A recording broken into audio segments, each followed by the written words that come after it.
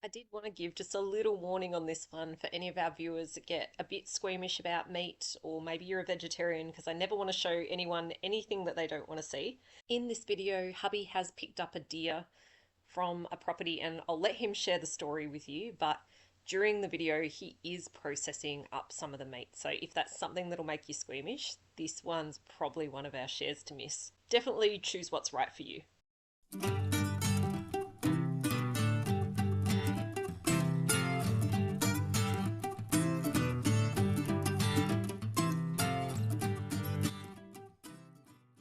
So you had an interesting day yesterday, didn't you? And a story to tell. Yes, I did, sweetie. It was made known to me that there was a deer that got caught in a person's fence, and when they tried to free it, it strangled itself when they tried to get close to it. And then I was asked if I would like to take such deer, and I said yes. I just happened to be doing a job in the morning that was using my tandem trailer, and I took my car to the property and they loaded the spiker into the back of the trailer, brought it home, reversed it up. Now normally I have a beam across here which I hang our lambs from, and because this fellow was a little bit heavier than a lamb, when I tried to hang him, it actually broke the beam and landed. So then,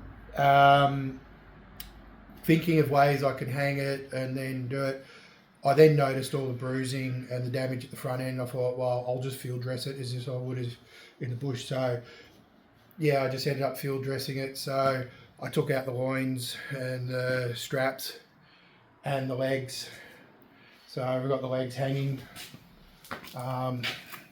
Rear legs, front legs. Now I put the bags on them because even though it's winter, yesterday there were some flies flying around, and putting bags on it just stops that. So that's what I did yesterday. Last night it got down to, actually when I got in the car this morning it was 1 degree, and I think it's only 6 degrees now, so it's just a little bit warmer than a fridge. So it's all good to hang. This is the time of year where we're actually going to do a lamb this weekend or next weekend. Yeah, good time of year to do it. These are just butcher spikes that you hang. Took the leg off, let it hang. I left the skin on just overnight. Any of the offcuts that I am taking, the dog's eating it. He had a really good feed yesterday. Yeah, and yesterday when I was cutting it up, there were a lot of bits off cuts. Like, I'm not a butcher, so I sort of hack a bit and that. And so any of the real hacked bits and that I sliced up. And Rach probably got, what, 4 kilos of really good dog meat. Like, some of it was the rump and stuff like that I tidied up after I cleaned it up. So cleaned up as much as I could. So yeah, the dog's already got a fair bit of quality meat in the freezer already. What I'm doing here is I'm just cleaning up all the meat. I'm taking it off by muscles. So these are the muscles. This is obviously the shank, so I'll take all the meat. So that way when I go inside, I know when I'm doing things, I know what meat's meat. We're going to make a bit of jerky. So I know that certain meats will be better for the jerky, like the muscles here and that. So I'll clean it up. I'm taking the sinew and stuff off it, just the skin. I'll tidy that up. They're the offcuts more for the dog. Actually, the dog might love this bone. Give him that bone. That's it. But yeah, so these will end up being either jerky, cubana. Oh yeah, lots of mince. I want to make a heap of mince. I love venison burgers. So a lot of this will end up as mincemeat for the burgers. We'll give it a wash because there is still hairs and stuff on it, so we'll give it a wash. There are little bits of skin and stuff and sinew that I'll clean off before we mince it. But yeah, this is it. Waste not, want not.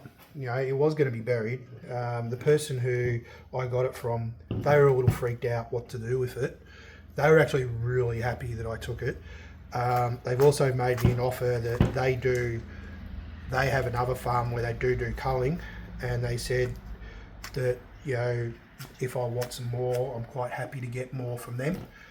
It's very close. This deer was only 8 minutes away from where we live, so there's a good chance it's walked through our backyard. The irony is, it was only a very short time ago that we actually ended up buying some venison to put into the freezer, so Yeah, well, it's ironic, isn't it?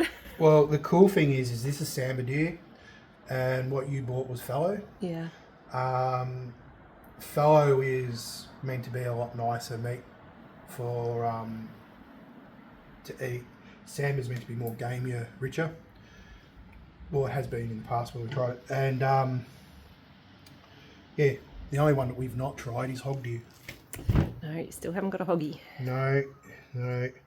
See plenty of them, but we never get a chance. The other thing with deer is it is pretty controversial here in Australia. Like, if anyone's from overseas, it's controversial because they're not a native animal. They do damage in the bush. They make wallows, they rub on the trees. They do compete with the native animals for the food stuff.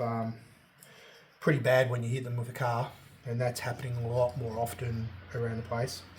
But on the other hand, people do love harvesting fresh meat from them. And there's a lot of people that love the deer. I know people, some of my customers have the deer come in their backyard, and it's a major highlight to see the deer walking through their yard. I do like them. I think they're a resource. I think they're an undervalued resource here in Australia. In America, you know, you make big emphasis of, you know, it is a quality meat. Here in Australia, there's also a lot of people I know that say deer meat's just dog meat, and I don't get that either. So, but it's one of those things that every person you talk to has an opinion, and, you know, very rarely do two people have the same opinion. But I think it's a valuable resource. It's very good quality meat. You know, in 100 years ago, it was, or a couple hundred years ago, it was the meat that the royal families and stuff used to eat. That was their meat. But doesn't go to waste here. I've got to cut this up, not hack it up, cut this up and get through this lot. Then so I can get it in the freezer and, well, processed a bit more inside the house, then get it in the freezer. And here's some footage when we put it back inside, and we cleaned it up, vacuum sealed it up, and also had a little bit of a taste test.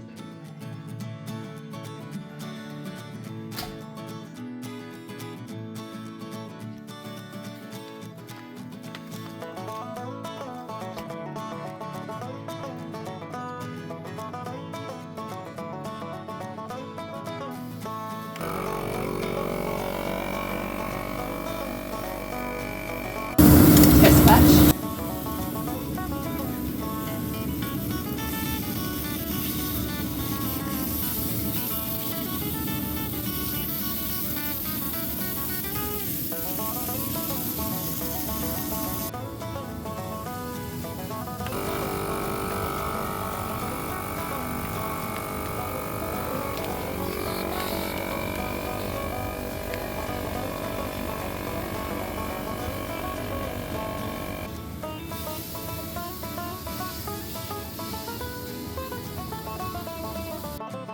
Test run.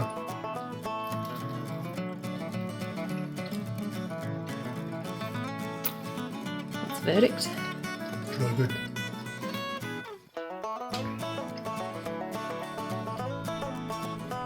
That one's yours.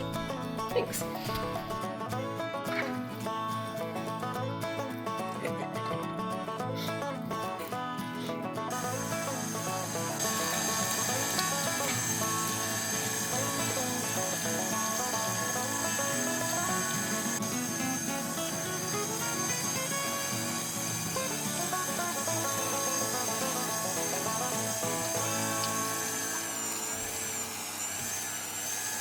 Thank you for watching. This one was unplanned, but yeah, That's life. for our house it is anyway. From day to day, sometimes things just go It is very the different. randomness that happens in our house. Yeah, this all just started from a phone call yesterday, and then, yeah, our whole end of the week's changed. So, All right, guys, as always, thanks a bunch for joining and catch you later.